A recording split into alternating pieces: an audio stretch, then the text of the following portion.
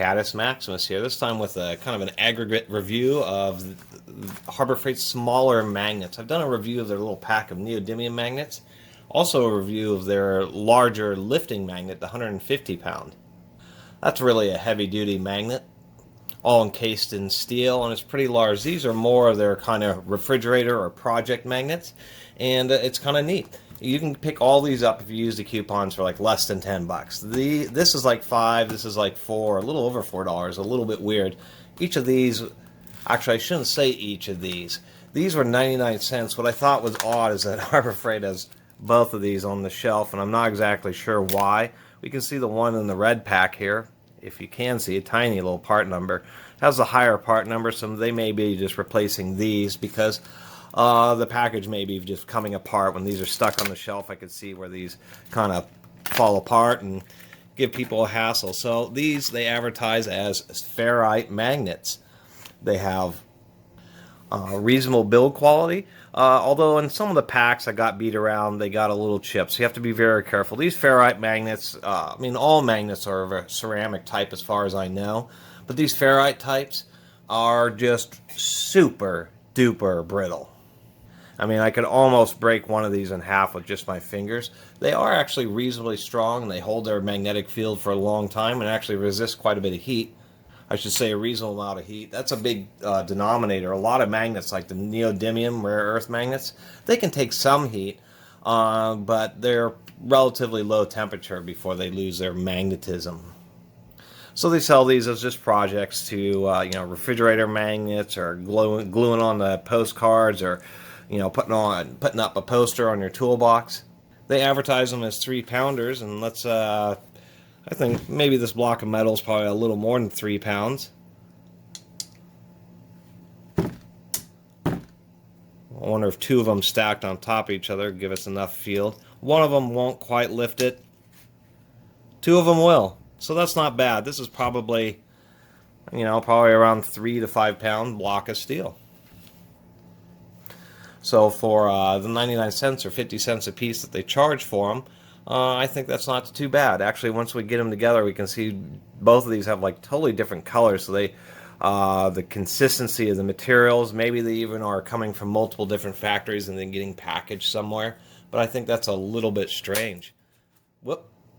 Let's get this other pack open, because this seems like it's the newer pack, and all the ones in these red packs are pretty cheap, chipped up. The ones in the blue packs, whoop, this is a much thicker plastic, and I think is protecting them much better than this. We get inside this one here.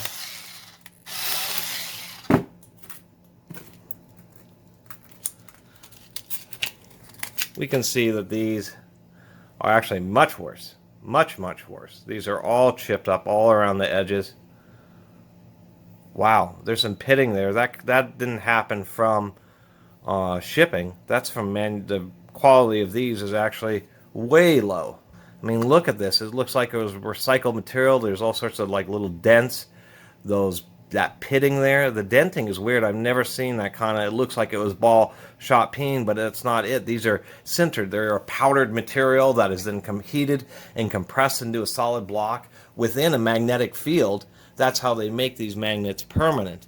And these are just horrid quality. Look at that. That isn't. The bits aren't all around. There's a couple little bits, but these are just much lower quality than these right here. These are pretty nice. We can see that they have a smooth surface. So, well, there's a little bit of some. No, that was just a mark. Trying the other side. No, it's pretty obvious. So what Harbor Freight has apparently done, and you can't tell. I'm just assuming that the part number that was higher is the one that they're switching to, and I'll include those part numbers in the description. But the ones that were in these little blue packs are actually much higher quality than the ones in the red packs. I had to go through a lot of the red packs, and even these are just, I mean, it's like they broke apart old magnets and tried recycling them. I probably wouldn't order these online. I'd probably order these magnets off of eBay. These are like, whatever they are, 3/8 thick by 7/8 inch wide by 1 7/8 inches long. I had to order some of these off of eBay. You're probably going to have a little bit better luck, because I'd be kind of disappointed even at a cheap price to order these. If you can go into the store and look at them, that's a different story, but that's actually kind of disappointing. I'll probably end up just recycling those. Anyway, let's get on to these round magnets. I probably talked about those little square ones for way too long, but we did make a little discovery about them. Anyway, they have these stronger magnets. Whoa. We have a 95-pound pole one here and a 25-pound pole. And hopefully I didn't damage that. I didn't. They're using the same material, but these are larger donuts. As we can see on the small one, it's actually pretty well centered. On the large one, it's a little offset, but it's not too bad. The one worry you always have with these is that I've seen quite a few of these where the magnet does come unglued, and so that just remains to be told. They are totally flush, so on some of these, the metal ring extends just a little bit past the magnet just to give it a little bit of protection. And they actually, that is the case on this one here, but it is not the case on the larger one. Probably how they also get not just diameter and larger magnet, but it's getting a little closer. It's directly sitting against the material to give it a greater contact and lifting capacity. They advertise this as a multi-purpose magnet for doing whatever, but these, look like the magnets that you screw lights on, so you can screw a strobe light on, stick it to your car, or use them as this heavier duty refrigerator magnets. You can put a hook on them and then use it to hold your gloves or whatever on your toolbox. And it would work pretty decent for lifting, just because on the other magnet, let me go grab that.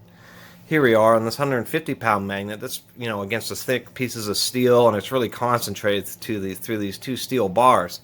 We're on this one, and so this one wouldn't work super great on sheet metal products, where this one, it's getting a much more contact area, so you'll have better luck using this magnet on thinner materials. And it does have a little, they have holes in it, so you can use a hook, or you can use an eye bolt like this. You don't have much space, but you do have just enough space to get a nut down in there. You'd have to double nut it, one nut on this side and another nut on the top, and put an eye hook on it and use it for fishing if you wanted to.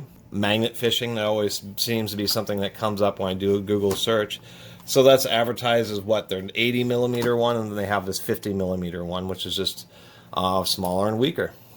But I always kind of thought these magnets were pretty cool.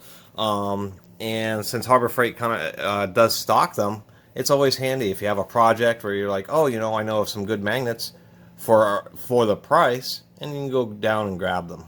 It's mainly because they're like one of the only stores retail that sells any kind of weird magnets like this. And one of the reasons I'm reviewing them, just so people have a little bit more information about them, may see them on Harbor Freight's website, and this is kind of what they look like.